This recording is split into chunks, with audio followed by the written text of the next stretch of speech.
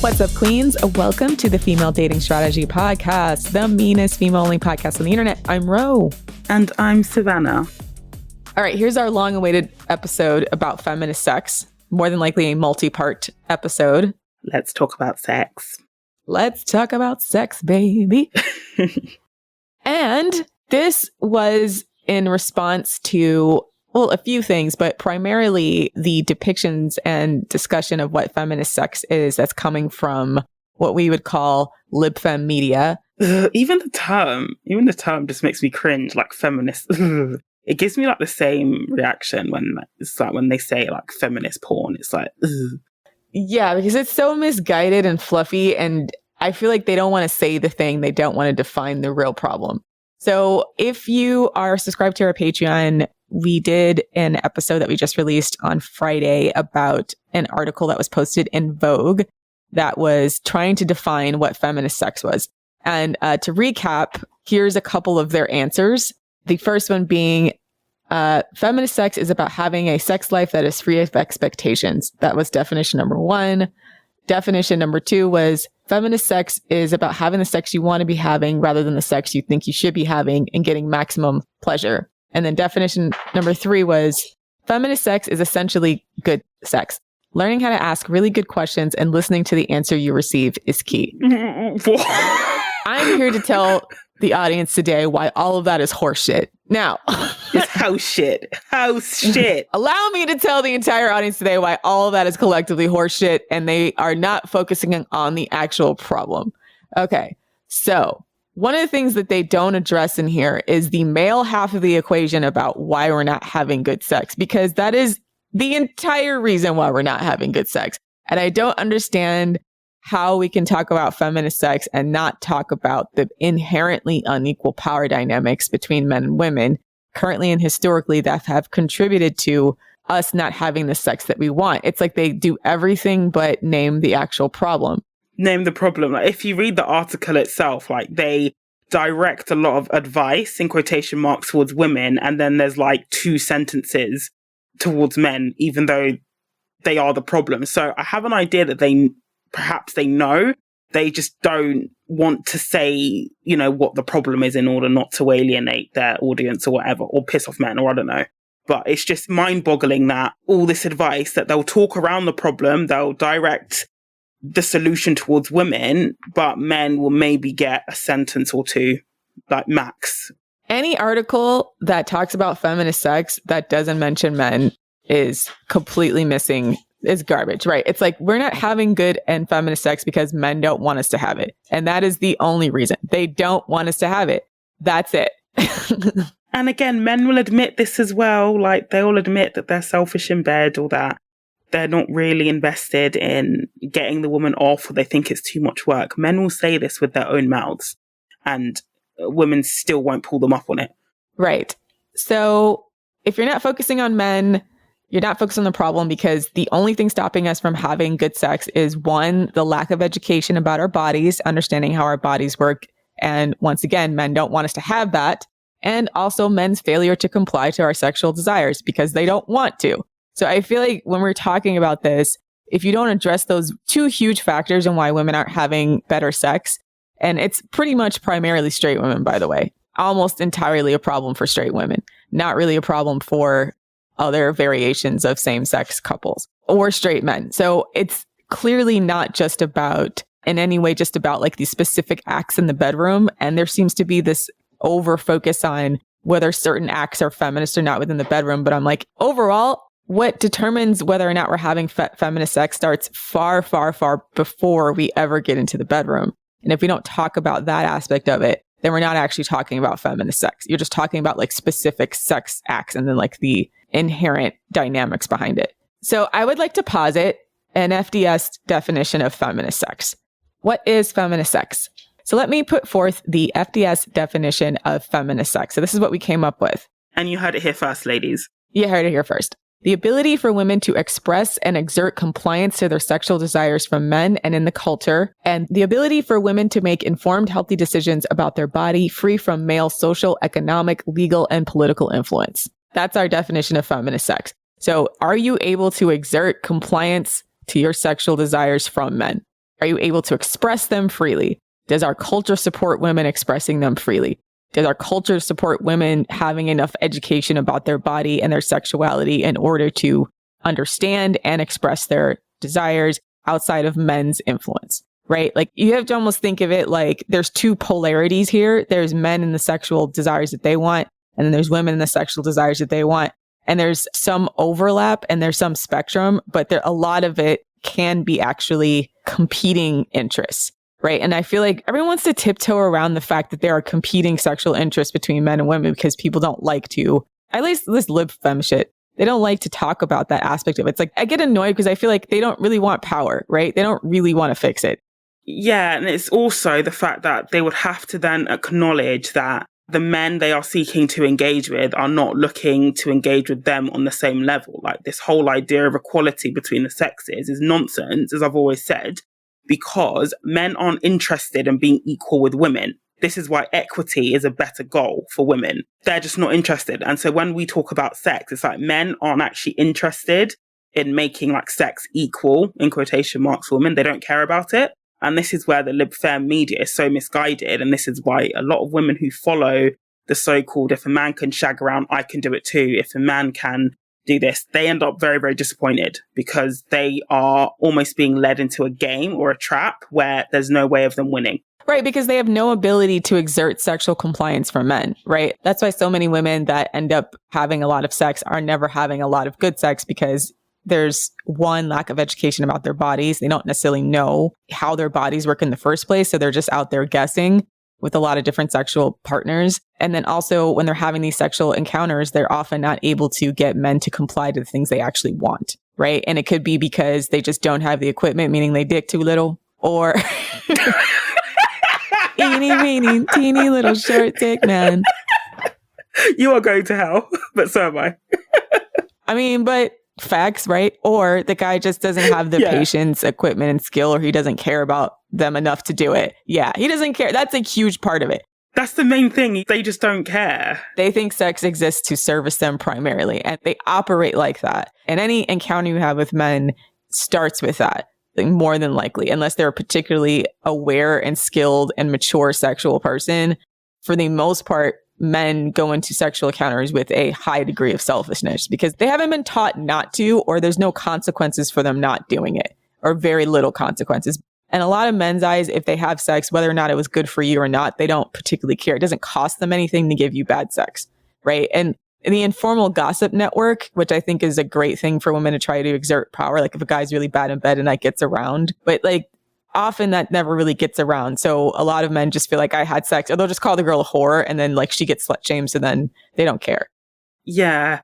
This is the thing. It ends up backfiring on the woman because again, equality, like it ends up looking bad on the woman if it gets out that she had a sexual encounter with a man, especially a casual one, more so than the man. Right. So once again, if we're not talking about these factors and we're talking about why we aren't having good sex or what feminist sex is, then you're just wasting your time. Everything after that is just like feel good fluff about like, we just want women to have sexual pleasure and the joy of sex. Like, yes, all of us want that. We are all in agreement there. The question is, why aren't we having it? And no one wants to talk about the problem. Yeah. You can't really talk about the liberation of the oppressed class without talking about the role of the oppressor. It would just be like talking about liberating the slaves without talking about the role of the slave masters. Like, it doesn't make any sense.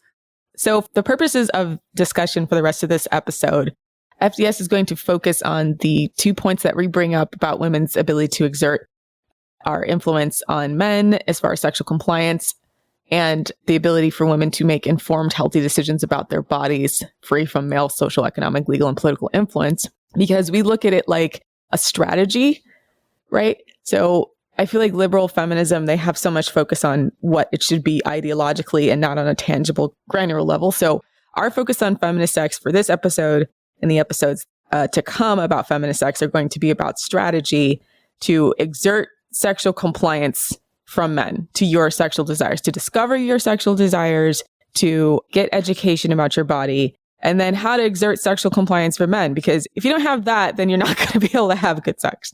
If you can't figure that out. Yeah. So and also assessing your risks and rewards with sex with men. So, okay, so first point, first we're going to talk about the biological aspects of feminist sex. The first point is the ability and resources to understand the biological mechanisms of our bodies, so AKA sex education. So this is a huge controversy, especially for us who grew up prior to the internet age, or at least like had most of our childhood without the internet. All of your sex education used to come from your parents and or from your health class at school, or through the informal network of child bullshit, of child lies and fairy tales that you would make up and tell stories to each other because you didn't know any better. And it was so bad as well. Like, I remember sex ed was basically, at least when I was growing up in the UK, it would be like women menstruate and boys have wet dreams. That was pretty much it. In the States, we had something called abstinence only education. What? Okay. That was the Bush era. Yeah, Bush era. Yeah, there's a push towards schools. And let me actually Google this real quick because I want to make sure I'm talking about. Was it Baby Bush era or HW Bush? Baby Bush era. It was Baby Bush. Oh, God. That's quite recent. Damn. Yeah, I know. No, this is not ancient history. This is from when I was a kid, right? Abstinence only education. I mean, I got that in the church, but I didn't know that was an actual, like, an approved curriculum in the US. Yeah, so during the Bush era, the government would only fund these abstinence only programs. So basically, if you wanted money from the federal government for your school, Oh my God. Let me actually read the actual. So in the US, states could apply for federal funding of abstinence only sex education programs from either Title V, the Adolescent Family Life AFLA, or the Community-Based Abstinence Education CBAE. To be eligible for funding, programs must satisfy requirements given under the Social Security Act, which is reproduced here verbatim. So this is actually a federally funded initiative to push abstinence-only education. So for the purposes of this section, the term abstinence education means an educational or motivational program which has its exclusive purpose teaching the social, psychological, and health gains to be realized by abstaining from sexual activity, teaches abstinence from sexual activity outside marriage as the expected standard for all school-age children, teaches that abstinence from sexual activity is the only certain way to avoid out-of-wedlock pregnancies, sexually transmitted diseases, and other associated health problems, teaches that a mutually faithful monogamous relationship in the context of marriage is the expected standard of human sexual activity, teaches that the sexual activity outside the context of marriage is likely to have harmful psychological and physical effects, teaches that bearing children out of wedlock is likely to have harmful consequences for the child, the child's parents, and society, teaches young people how to reject sexual advances and how alcohol and drug use increases vulnerability to sexual advances. Oh, Jesus Christ. This is bad. H teaches the importance of attaining self-sufficiency before engaging in sexual activity. So these are the bullet points that were part of the federal requirements in the United States in order for you to get funding under Title V, for states to get funding for their sex program under Title V. So the funding, which began in the 1980s, I guess it did actually begin under George Bush Sr. So the funding, which began under the 1980s, has continued to increase since its inception. For example, the George W. Bush administration increased federal funding for abstinence-only programs, the only type funded even under the previous Clinton administration, while the Obama administration reversed the emphasis and provided more federal dollars for comprehensive sex education. President Trump cut grants to comprehensive sex education and proposed increased funding for abstinence-only sex education. So it wasn't reversed. So this abstinence-only education, as it pertains to getting federal funding, was not reversed until Obama. And then it was nullified by President Trump. Oh my God. And not semi-surprising, but that's wild. I thought that was only a church thing because I got that when I went to Sunday school, and pretty much the church is like abstinence only. No. I mean, most schools, what they did is they would give you like the basic biological mechanisms of how your body works, and then also do abstinence education as part of the curriculum because they wanted federal funding. But like they basically have like it both concurrently, but like the only type of social dynamics they were really allowed to talk about if they wanted this federal funding was abstinence only.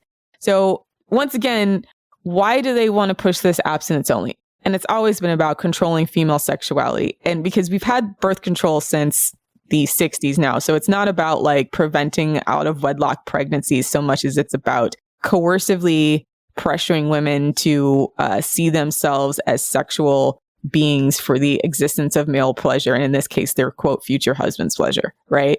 And the problem with this is that besides the obvious, the problem with this is that the lack of focus and comprehensive aspect of sex education is more hurtful to women than to men, and specifically girls and boys, because women's reproductive system, as well as our sexuality, is extremely complex compared to men, right? Just physically, biologically. Men's sexuality is essentially point and shoot, whereas all of our organs are internal, except for our vulva and our clitoris. So then it's not intuitive how everything works, right? In the same way with men. Yeah, isn't it only recently that they realized that the clit is actually much bigger than they thought it was? It's a whole internal system. Yeah, exactly. It's an internal nerve network to your clitoris, right? So science hasn't even really been seriously studying it for all that long. But again, that only serves the male imperative, which is basically to keep women ignorant so that we are forced into some kind of sexual compliance to them. So this, once again, only hurts women because the lack of ability for us to get educated and have the resources to educate our bodies means that we don't have the ability to make informed decisions about our bodies, about how things work, in order to know how to have the sex that we want, even if we want to have it, and even if we do have a compliant partner. So this is where I feel feminist sex education really needs to focus on. And I mean, focus on it on a real clinical educational way, and not this crazy lib femme shit where it's all about I like to get choked out and punched in the face during sex. No, I mean, understanding our legitimate biological mechanisms for arousal, whatever, dopamine, serotonin, understanding, the actual physical mechanics of how our hormones affect our sexual cycles. Yes. This is something, actually, the one you touched on. This is why I think birth control massively fails women, because I remember when I was prescribed birth control and several of my friends, we were saying, I don't feel any desire at all. But we were told, no, it's not because of the pill, it's not because of that. Then the minute I came off them, it came back, and it's literally clockwork when I'm horny and when I'm not.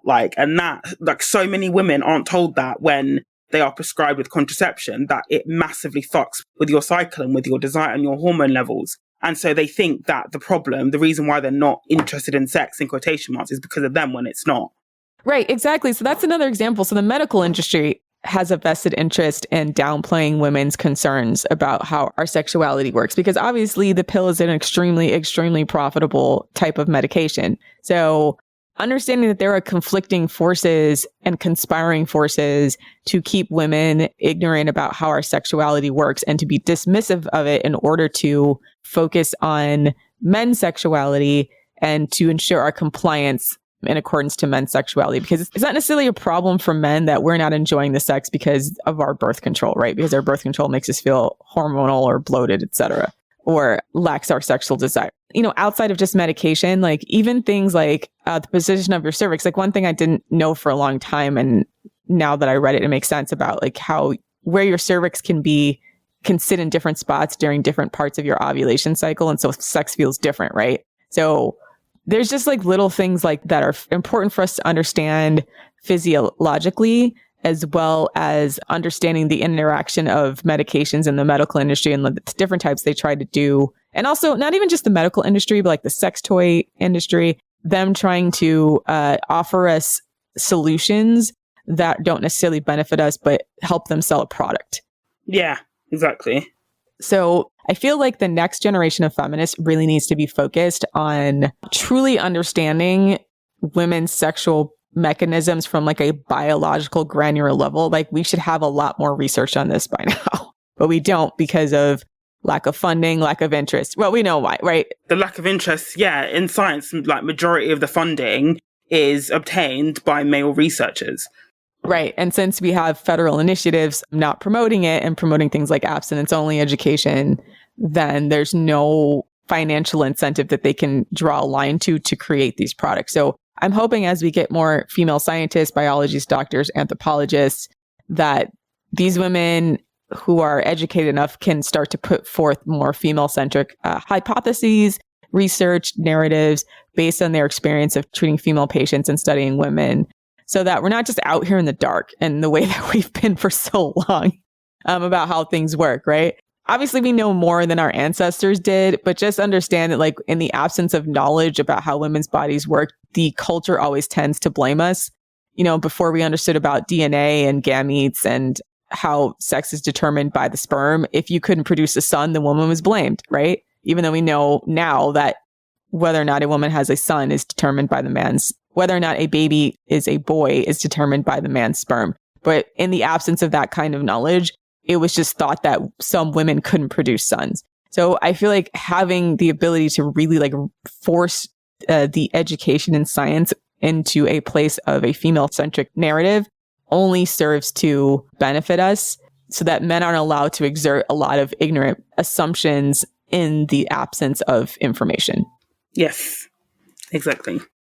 So with that, so number 2 is understanding our mind-body connection when it comes to sex. So are we having sex because it's pleasurable to us, we want to have sex, or are we having sex, or the sex we want to have, a result of trauma or mental illness?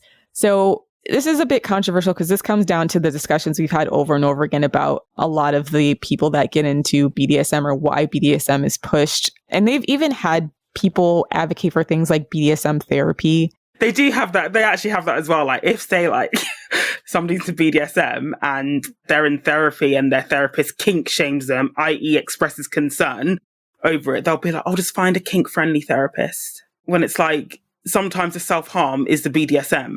Right, exactly. So I think, once again, when you're talking about the element of just having the element of choice, and you're not talking about the mind-body connection of sex, and how a lot of times women, through trauma or through social coercion or otherwise, will have experiences of sex that are actually harmful for them, even while we're calling it empowering.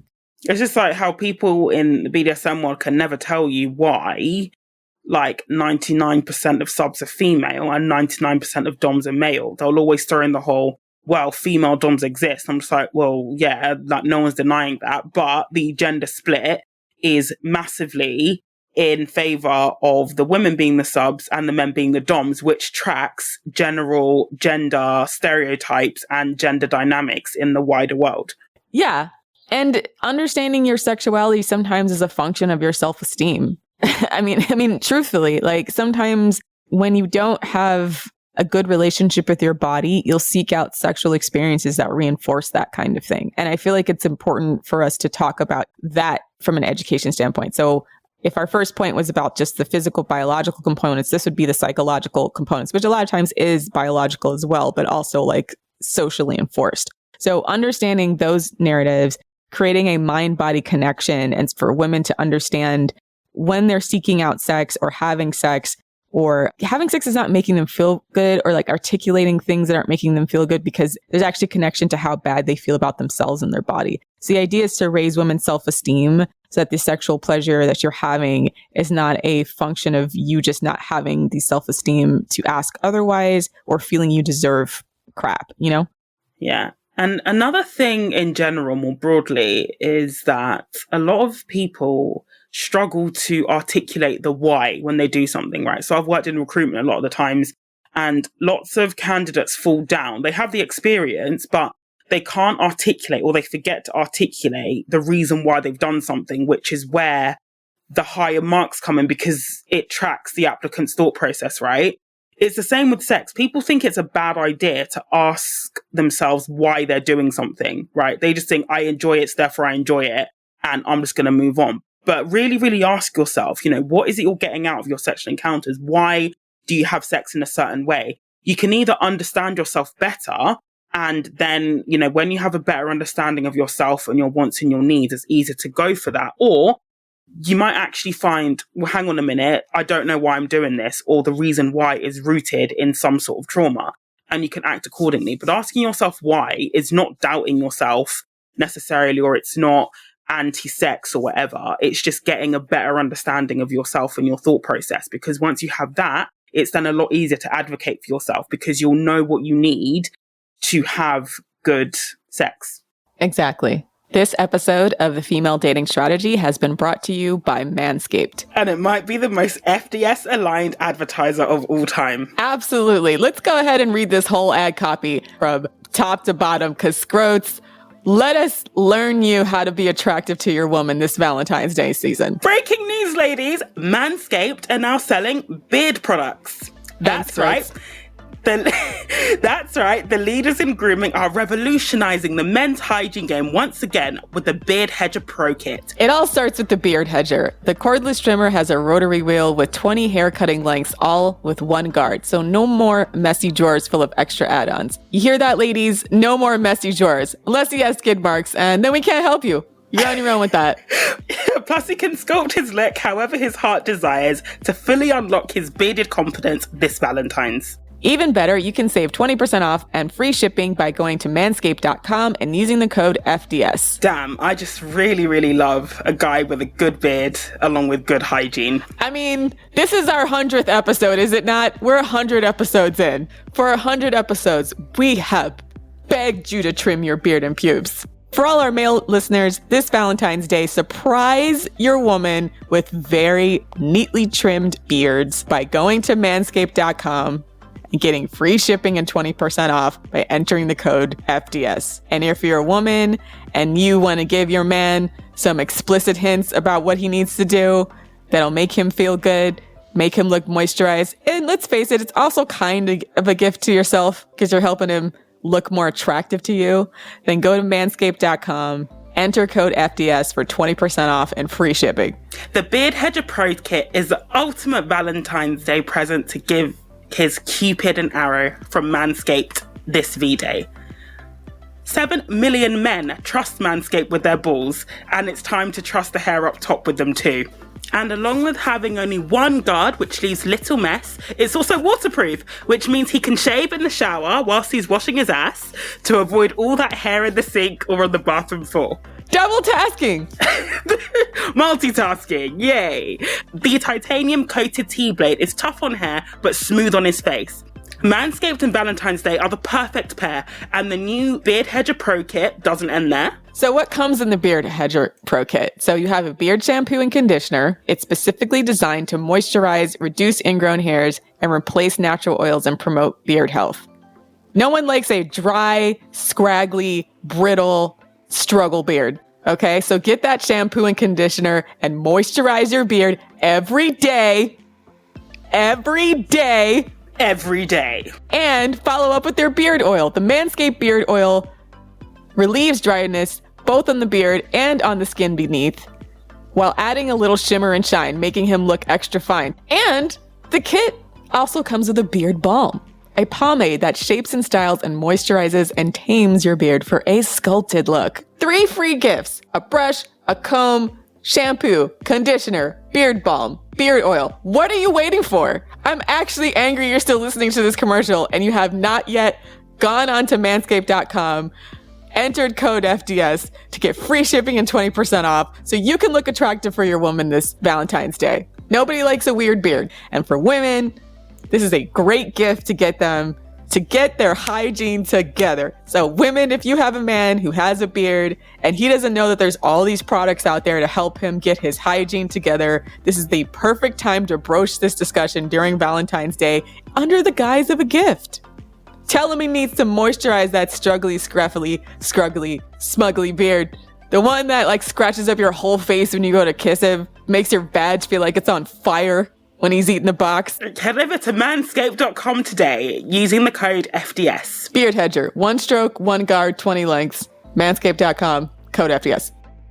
So, third bullet point, are you aware of, educated about, and free to choose sexual partners based on favorable physical traits? So, physical attraction triggers.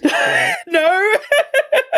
Okay, so there's a lot of women, and I've seen this over and over in the forum, where women are like, I thought I was asexual. A lot of women legit, I think I went through a phase where I thought I was asexual too, because but it was really that I thought a lot of the men around me were ugly and unattractive. Like I just was not attracted to them. Does not mean I was asexual. And a lot of that comes down to women blaming themselves when they don't encounter men that they find sexually attractive, because men in a lot of ways are not socialized to do things that women find sexually attractive.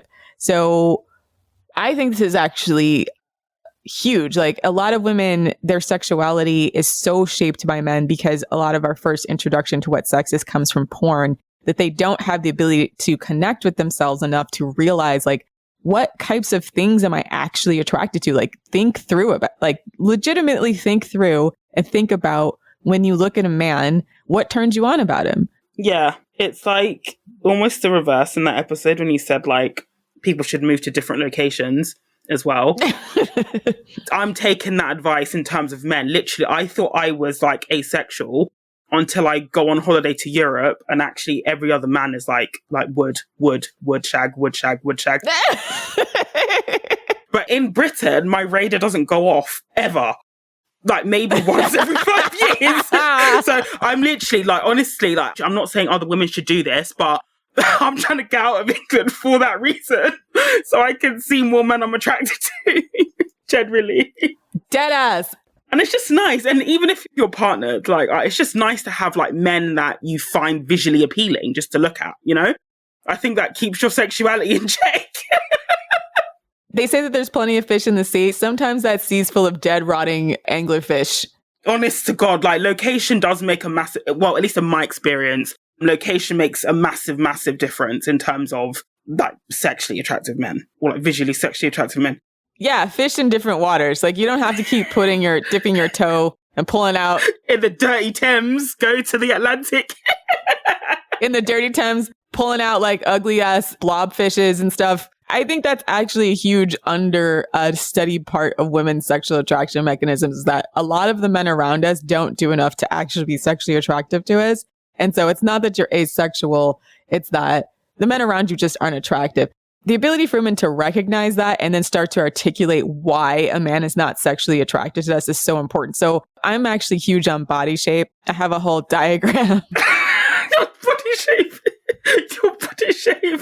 Because I would look at men's bodies and I would be like, I'm not attracted to his body and I don't know why, especially if they're fit. Sometimes I would be like, well, he's fit. I should be attracted to him. But men have body shapes too, like women. Yes, exactly. Yeah, they have body shapes like women. And then I realized like, oh, I like a man with broad shoulders and an itty bitty waist, like, and a big old dump chunk ass. I like guys with like thick glute muscles, but not like a peach, but like a guy that has like, he works out his glutes.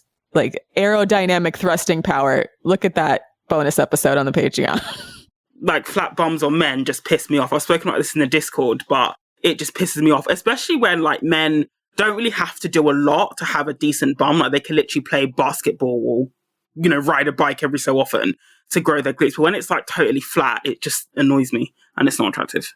Yeah, I want a man who's shaped like a Dorito, like broad shoulders, itty bitty waist. Upside down Dorito, I was thinking. Upside down Dorito. Yeah, like the inverted triangle or the trapezoid. I like the trapezoid as well. And some guys are square. But if you look at like men who are really into fashion, like some like male celebrities, like I know, for example, Kings used to do this a lot. They would have the like a paulet, as they call them, like the shoulder pads for that reason, to give the illusion of broad shoulders. Like men can also, I guess, in the sense that in sort of the way that women can almost manipulate their features to appear like they have a smaller waist, like men can do the same thing. They just can't be bothered. And it's like, this isn't new information. Like the reason why, for example, military dress is the way it is to accentuate things like the shoulders and to give the illusion of a narrow waist. Like men in the 1800s got the memo. Like literally, honestly, these men, they would wear corsets as well to make their shoulders appear broader and their waist narrower. They would literally wear corsets, super tight corsets. Yeah, men today have given up. They're not doing any of that shit. Yeah, I do remember like those old timey muscle bodybuilding guys, and they'd always stick out their chest. But in comparison today, where they can get really, really lean, those guys look all flabby and sick. The guys with the handlebar mustaches and like the slick down middle part, They had drip. Yeah. Good day, sir. Might I say your muscles are quite dashing today. They had drip. For me, it's like the voice. I think like, honestly, a guy can literally look like Lurtz out of Lord of the Rings. Like, Google it, ladies. But if he has like a smooth voice, it's a wrap for me. Smell is so huge. Like, for me, it's smell. Smell turns me on. There's times where if you're on an elevator or some guy that just walks past you that smells good, it always makes me do a double take. So I feel like if you're a woman and you're trying to figure out if you think you're asexual, actually like watch a bunch of different sports and look at the men's bodies I'm serious. And try to figure out which group of men's bodies you like. Because I feel like if you watch enough sports, you'll start to figure out like... You'll start to get an idea. Yeah. Yeah. Which body type is for you? Like basketball players are built one way. NBA players are built one way. Baseball players are built one way. Cyclists are built another way. Cross country runners, footballers. They have like different sizes and shapes as well as different types of conditioning. So their muscles grow in different places. So when I think of like men who I'm generally like viscerally sexually attracted to as far as their body type, it's almost always NFL or baseball players, especially baseball players because I like thicky men, but because I like men who are a little thick. But for other women, I know it might be like that tall, slender look of like a diver, right? Yeah, like a swimming body. Yeah. Or, as I always suggest, go to a different, if you can afford it. I mean, I always recommend travel generally, but I understand it's not accessible for many people. But also go to different places and locations just to experience different cultures as well, if you can. I find travel is also a good way to reignite your sexual drive, especially if you're living in an area where there is like a drought of good-looking men. Sometimes just hopping over a border can help to remind you that you are heterosexual. Yeah, I feel like gay men have this figured out because they have different types of men's bodies, like bears, jocks, twinks, fairies, right? And that is a description of different types of bodies that men can have that are attractive to other men. So I feel like it goes to say that for women, we also have sexual preferences as far as like men's physical body types. We haven't really categorized it and we haven't really like cataloged it in a real way, right? So I feel like that's once again part of what should be part of feminist sex, which is like understanding and cataloging men's body types and understanding how and what turns us on about it, about the different body types. So the physical body type aspect, but also things like Savannah said, their voice, their smell, obviously their penis size, their height, hair, body hair. There's all sorts of things that can turn a woman on. And obviously every woman's is different, but I don't feel like there's any discussion in our culture of like really actually putting a name to different body types that men have. Because I think if we do that, then women will stop talking about how they're demisexual or asexual and shit and start paying attention to like the actual physicality of men. But I think that once again, is on purpose. Men would feel bad about themselves if women actually talked about men's bodies the way men talk about our bodies, right? And so they are always going to fight against us recognizing and cataloging that men have different body types and that women have different body type preferences, not just penis size, which we do talk about, but just actual physical body type. Because like then if they don't meet that standard, because, you know, women's body types go through seasons of being like popular. So like right now the hourglass look is really in, but like what if, you know, the bodybuilder type for men becomes really big, where like the big, huge muscles, then a bunch of guys who don't have that body type are going to start to feel bad. And that's why they don't want women to have like collective consciousness about what we find sexually attractive, because then they would have to comply and they don't want to comply. So feminist sex needs to focus on cataloging men's bodies, telling women to focus on and know that it's okay to have physical preferences and to recognize if you're actually asexual or if you just think dudes are ugly. You just think the men around you are sexually unattractive, because those are two different things. It's just annoying though, like a lot of the lib fem media and liberal feminists, I mean, more so liberal feminists mean well when they say that we shouldn't body shame men, but it's like, it's not the same. Yeah, and it's not the same. And it could even be a woman saying like, I don't find X guy attractive, or I think X guy is ugly. Like, I'll say we shouldn't body shame men. I'm just like, stop. Like, it's not body shaming to not be attracted to something or to a feature or a certain feature. And again, like Rose said, it's just not the same. I think it has different connotations when women say something like that versus when men say something like that. But voice your preferences, be loud and proud about your preferences, ladies, because men are doing exactly the same thing, is what I'd say. Yeah, and recognize that you have preferences. You don't have to be attracted to a guy just because he's nice to you and he's not like ugly, right? Because sometimes I think women feel bad because they look at a guy and he's like, well, he's not ugly, but they don't feel viscerally sexually attracted to him. But there's such a massive difference between a guy that you like, but you're not viscerally sexually attracted to, and a man you are viscerally sexually attracted to. It's totally different. And also, as I always say, I might get this printed on a t-shirt, but pussy is not socialist. It's not open. It's not like everyone who can't get it needs access. No. Exactly. So, which brings us to our next point, which I think we don't want to just focus on things we find attractive about men that are physical, but also behavioral. And where this comes into play in our culture and in women's sexuality is in the form of erotica, because erotica relies very heavily on certain behaviors and sexually attractive behaviors that men can exhibit that women like. Yeah. And you can see the difference between erotica and porn. So erotica is mainly geared towards women in that there is, like, besides, because I read a lot of erotica, as you all know, and a lot of women say, like, oh, this erotica isn't FDS aligned. And I personally don't think that's necessarily the point. But what I found consistent across all the erotica that I've read, from, period romance to BDSM erotica, is that the woman's wider needs are being met. So the guy is handsome. The guy has money, usually. The guy's affectionate. The guy cares about her. The guy cares about her sexual pleasure. Versus porn where, we just see there's no storyline, there's no plot. And that is very deliberate because it's marketed towards men who are then conditioned into not caring about the other aspects of romance that are present in erotica novels usually. And so that's a massive difference, like, between the two. I'll probably do a special episode on my favorite eroticas, but even though they're still pick me, a lot of them, in fact, all of them, but they do hit the mark on the woman's wider needs being met. So, for example, one of my favorite eroticas of all time is a BDSM one. And in it, she meets a dom and they begin a relationship, and he made sure all of her financial needs were taken care of. He was always available to her. He was always interested in her as a person. And even though it had that overarching BDSM storyline, but the point was that, you could understand, why there was a deeper sexual connection because she felt taken care of by this man.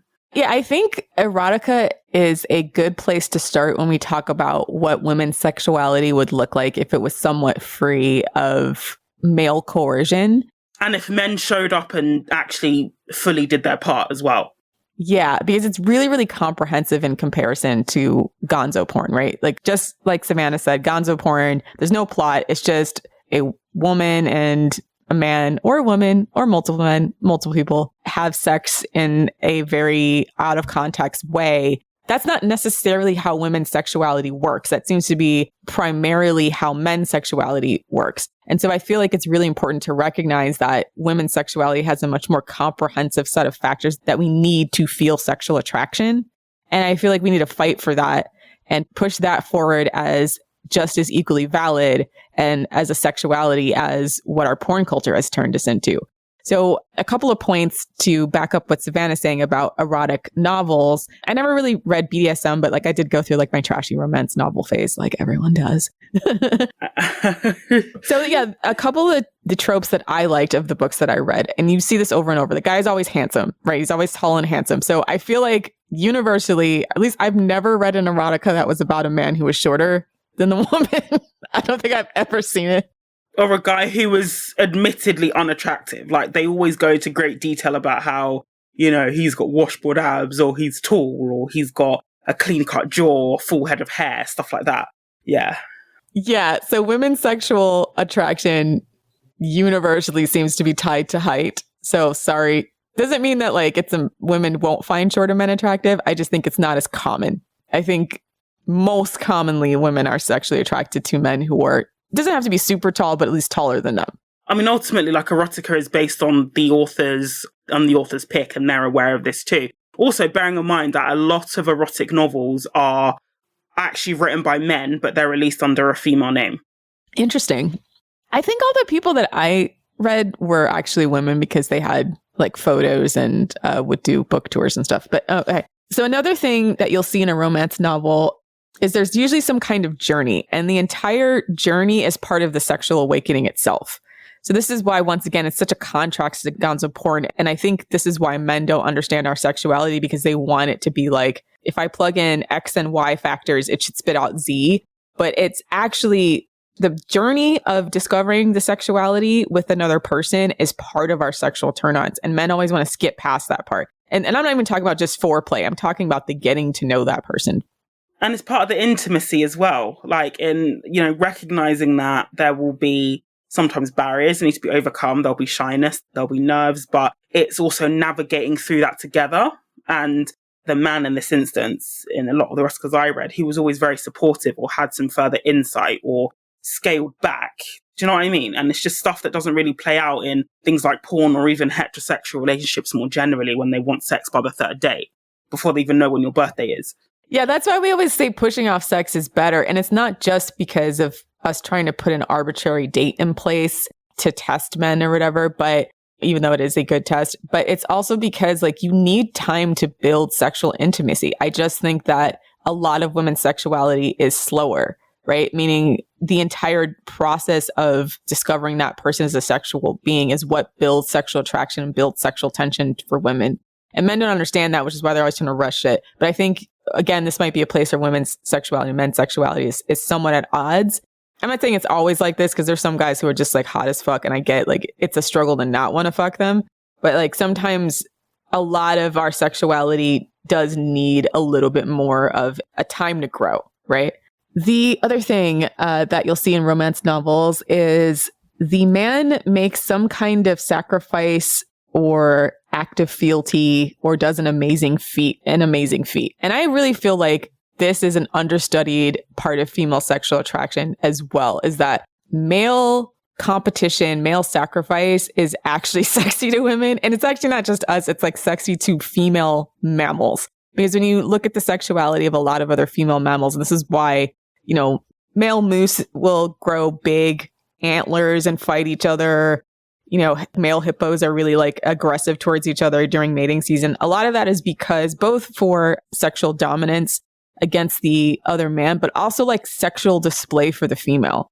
So I feel like when we talk about why certain men are sexually attractive to women and not others, a lot of it comes down to like their ability to do things that make them look like they're going to be good protective partners for your offspring, right? On a very primal level. So this is why athletes pretty much get whatever they want, right? I mean, seriously, they're super paid. They have all the money in the world. And also they're the best physical offerings of our species, the best physical examples of our species. So essentially it's because on a very primal level, we recognize, at least for the thousands of years that humans were developing, that a man who has physical prowess is able to navigate the world a lot easier, as well as like, it's just sexy to us to watch a man do shit, right? This is why a lot of women also like men who work in blue collar professions, right? They like a man who works with his hands. They like a man who like has like those type of jobs, because sometimes watching men do these type of physical feats, especially because like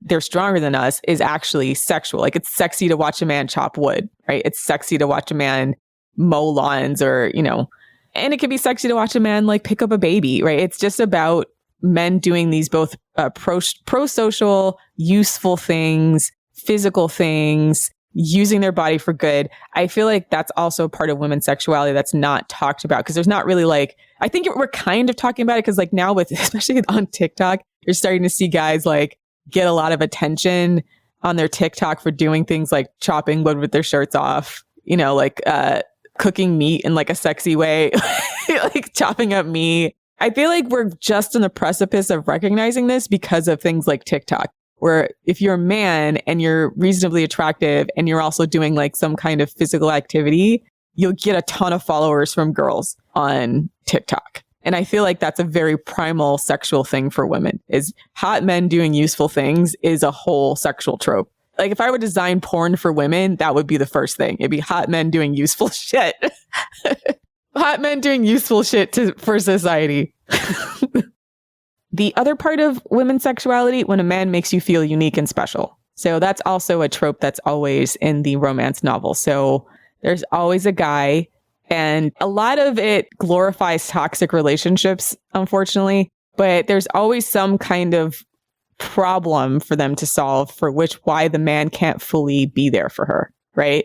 And a lot of it has to do with like, he's emotionally unavailable, that he learns to love because of her, right? Like the whole Beauty and the Beast trope. But the sexual trigger behind that is that he opens up for the right woman, that she's special to him in some type of way. And because she's special to him, that changes to him. that's a problematic theme for a lot of reasons, but it does help to explain why so many women are attracted to toxic men or end up in relationships with toxic men, because of the eroticization of a man treating you like you're special, right? Because women want to be treated like we're special. You don't necessarily want to feel like you're just another person. So if you can get a guy to be vulnerable with you in a way that he's not with other people, that makes women feel special. And then that can be a sexual attraction trigger. The key to that is having it be with a man who's high value and not a completely abusive scrote. And I feel like there's a marked difference between a man who is more reserved with women until he gets to know them and a man who's a psychopath who tries to control you through emotional withholding and abuse, right? Totally different. But I feel like in romance novels, that line isn't always drawn clearly. And in our culture, that isn't always drawn clearly. And so you have a lot of women that end up being turned on and sexually coerced by these like emotion abusive men because they think it's going to, they have low self-esteem. So they feel like this thing, if I just prove to him I'm different, then he's going to treat me like I'm special. But the truth of the matter is you have to treat yourself like you're special. And then the man who will treat you like you're special will come along. And I feel like that's just as good than doing things to try to prove yourself that you're special. So I guess it depends on the romance novels too, because there's some where the man like thinks the girl is special right away, but there's some reason why she's reluctant. So you'll see both. Because it's a book, it has to have some kind of conflict. But again, it's a fairy tale. Yeah, with romance novels, I think like more broadly, women can take a lot from them, positives, but you also have to sometimes like leave the underlying storyline, because even that storyline is often problematic because the man ends up wearing the woman down into dating him, which isn't ideal either. But yeah, so I just think just take the good bits, like the sex scenes and the intimacy and the sexual build-up, and just leave the rest is what I do. And oftentimes the conflict is, one of them doesn't want to commit, basically. Yeah, or they can't commit because my family will disown me if I marry a simple, stable boy, stuff like that.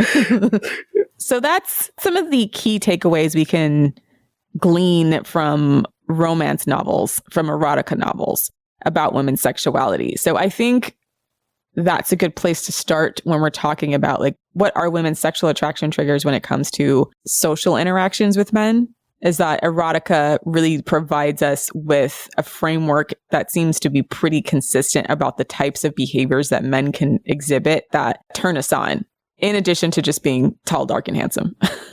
Yeah. So that's the first part of our Feminist Sex series. Let us know what you think. You can discuss this on our website on thefemaledatingstrategy.com. Also on our Discord from the Patreon, patreon.com/thefemaledatingstrategy. You can also follow us on Twitter @fem.strat and also on Instagram @_thefemaledatingstrategy. Thanks for listening, queens. And for all you scrotes out there, all the women around you are not asexual. You're just ugly. Die bad. See you next week, ladies. Bye.